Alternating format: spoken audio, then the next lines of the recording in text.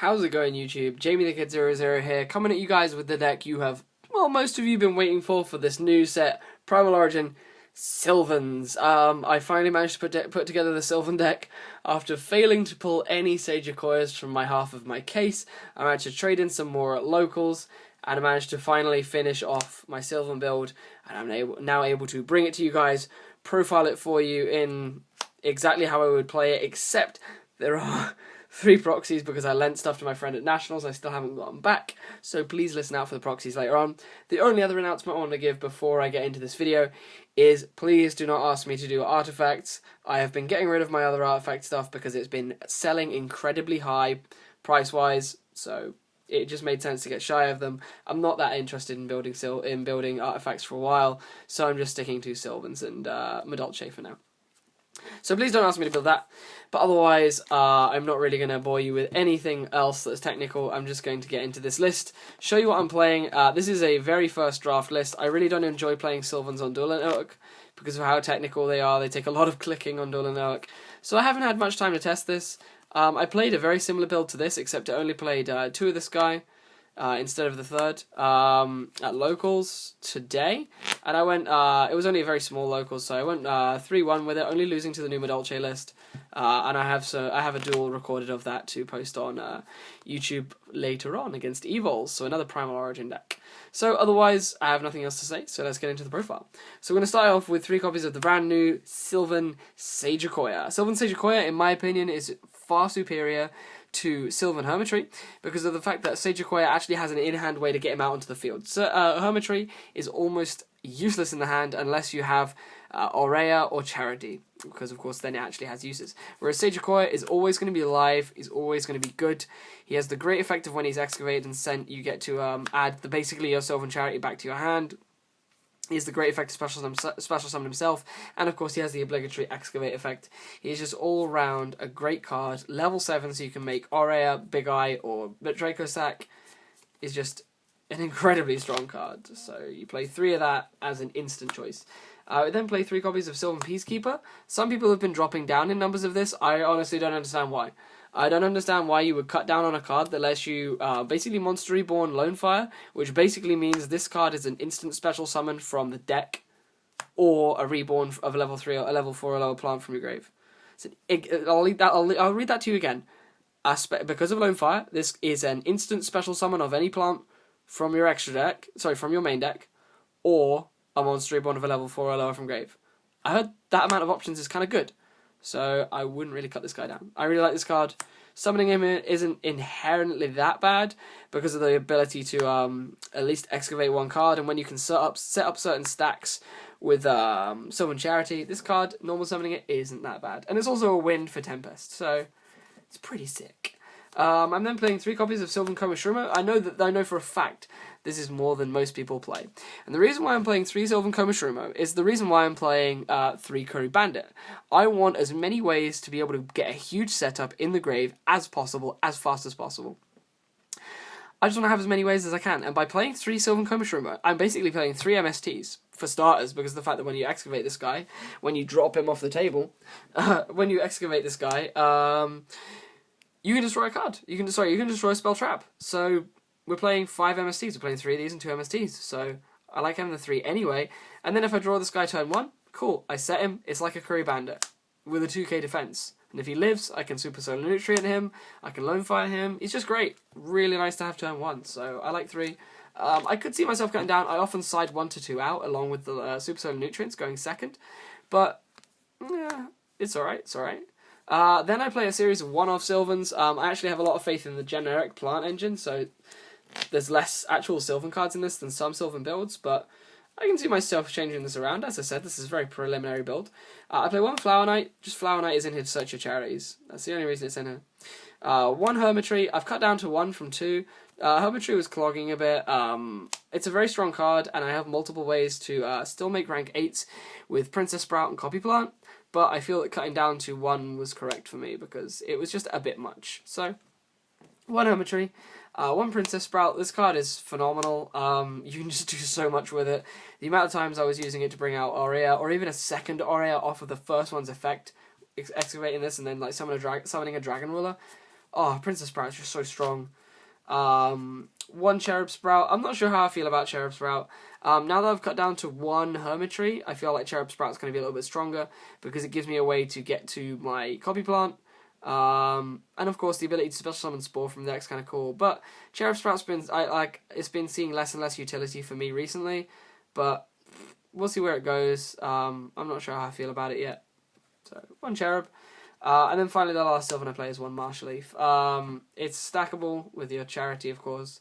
And I really just don't find you needing it that much. I'm considering bumping this up to 2 to deal with some of the more kind of monster-heavy decks. But I don't think that more than 2 is needed. 3 is a no-no in my opinion, especially in this kind of build. If you're playing something very pure Sylvan, yeah, 3 is cool, but at this point, I don't feel that 3 is correct. Then for the actual plant monsters, I play double Lonefire. This is your guy. This is your go-in guy. This says, oh, high soul charge is a good card. This says I get any plant from the deck, and I heard we're playing a fair few plants. It's just your all-round best card in the deck. So double Lonefire. That's why they're CP.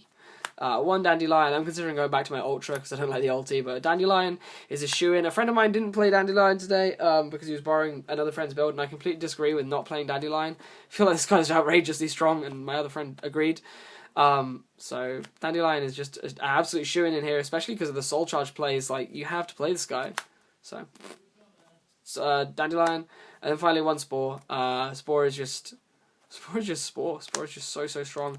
You can make this card do crazy things for Xyz plays as well. Like if you banish a Sagequoia, you can make this guy level 8, and then you can bring out Hermitree, and you've got 2 8s. You can bring him out by banishing Hermitree at level 9. Sync it with a Dandy token for Leo. It's just so good. It just puts in a lot of work.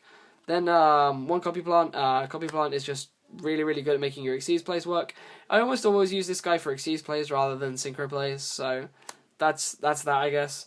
Then one Fallen Angel of Roses. Fallen Angel of Roses is something that I was playing before I had all my Sagequoias and before Sagequoia was out.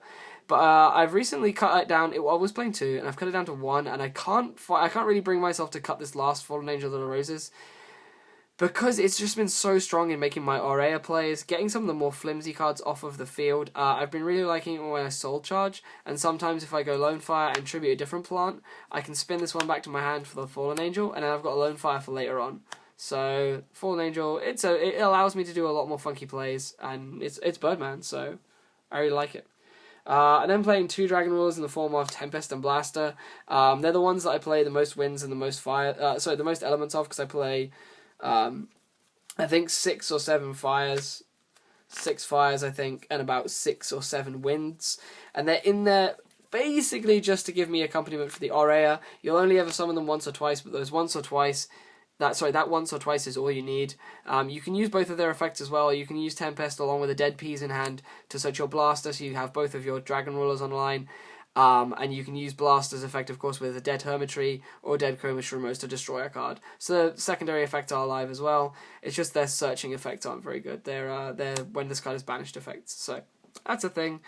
And then the only other monsters I'm playing are not winged Kuribos. I'm playing 3 copies of Kuribandit, but my Kuribandits are on loan to a friend of mine because he borrowed my Dragon Rulers at Nats, and I haven't had the Kuribandits back. But these are 3 Kuribandits. Yeah. That's basically it. Kuribandit I think is very strong. I think anyone who was saying that it's bad in Sylvans is actually incorrect, and I think I may have said it in the past.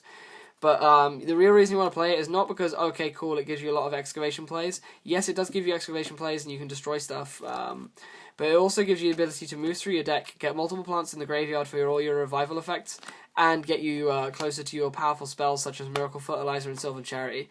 So, triple Kuribandit.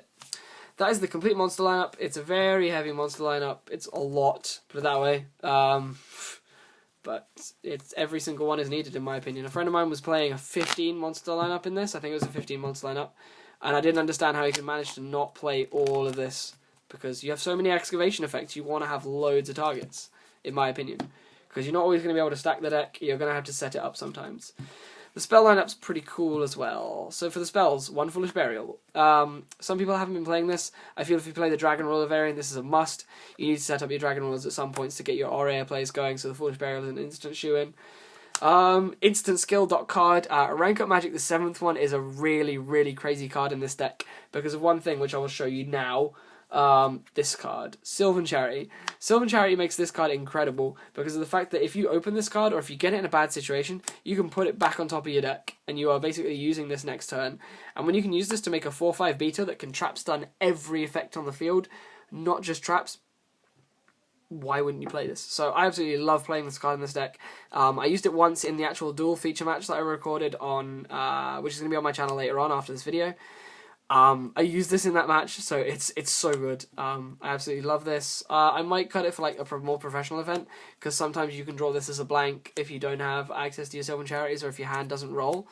But it wasn't dead today. There were just some situations in which I did draw it and I didn't use it, but it was never a complete break. Then for the other kind of spell cards, 2 Super Solar Nutrient. I feel that 3 was a bit many. It was a bit too many. I play a fair few targets, and Foolish Burialing Dandylion to get Super Solar Nutrient is pretty cool. It makes your Peacekeepers and Princessprout live if you open them. It's just really, really nice. So double Super Solar Nutrient. It's just ways to get to your Lonefire.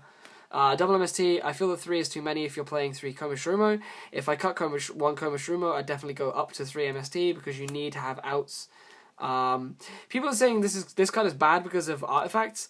I think the people who say this card is bad because of artifacts are bad themselves, because instead of just blind spacing in your turn, you go, oh, set this, and now that when I know you're playing artifacts, I'm going to then space you in your end phase, so your cards aren't going to get their effect if they're artifacts. That's how you play this correctly against the artifact deck, if you're blind spacing. Not that you should be blind spacing anyway, but I think anyone who says this is bad for that reason is incorrect, in my opinion, because if you, like, whatever you blind space, you're hitting something good anyway, so it just annoys me when people say, oh, this is bad because of artifacts. It's just an incorrect statement. Then otherwise I'm playing triple Degenerate Soul Charge because we're playing the Lonefire play. What people don't realise is this deck can also do the Lonefire opening. We don't have Quasar here in Europe. We're not allowed Quasar in Europe because it's only in America. But what we can do is we can Shooting Star, and what we can also do is we can go Orea and other big plays off of Lonefire Soul Charge. So I hear it's kind of good, so I'm going to play a few. So, because if I open that play, like if I open Orea Dracossack, or like all it takes is a Soul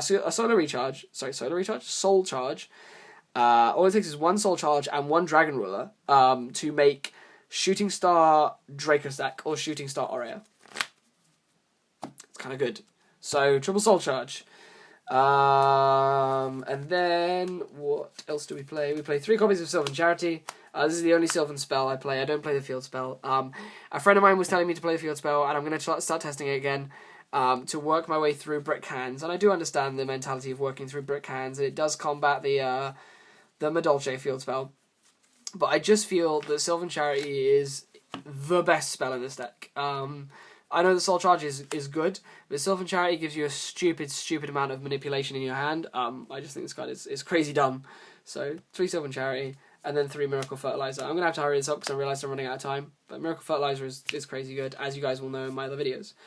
Right, for the extra deck. The extra deck needs work, but it's alright. It's definitely not bad. 1 Formula. 1 Black Rose. I'm not playing any 5s or anything like that. Black Rose is crazy because you can use its secondary effect. 1 Stardust Dragon. 1 Scrap Dragon. 1 Crimson Blader. I couldn't find enough room for Colossal Fighter. And then 1 Shooting Star, because you can make Shooting Star and it wins games on its own, so why not? 1 Leo. You just have to be careful with 101. You have to summon this in defense mode sometimes. 1 Leo, because Leo is super strong. And 1 Star Eater, because you can make them. They're just great big things. For the Exceeders, 2 Orea. I'm used to having 1.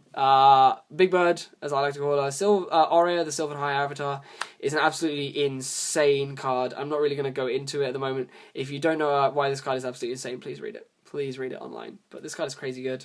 1 Big Eye, 1 Dracossack, 1 Divine Dragon Knight Felgrand, and then we come to the special cards in the form of 1 number 107 Galaxy Eyes Tachyon Dragon, and 1 number C107 Galaxy Eyes Neo Galaxy Eyes Tachyon Dragon. These are in here for the Rank Up Magic, the 7th one. I resolved this twice at locals today. It was so much fun, and there was actually a situation against a Karakuri player where I dropped this card naturally against him, and I was able to beat up his guys because they activate in the battle phase. So that was pretty legit. So yeah, guys, that brings me to the end of this video. I hope you guys have enjoyed. I've really enjoyed testing Sylvans at this locals. I'm really looking forward to playing it again, and I'm looking forward to bringing you guys some more Primal Origin deck profiles as soon as I'm able to. Hope this will tide you over for now, though, and I'll see you guys next time with some more Yu-Gi-Oh! Related content. As per usual, like, comment, subscribe, let me know what you changed, let me know your feedback, and I'll see you pretty soon. Bye-bye.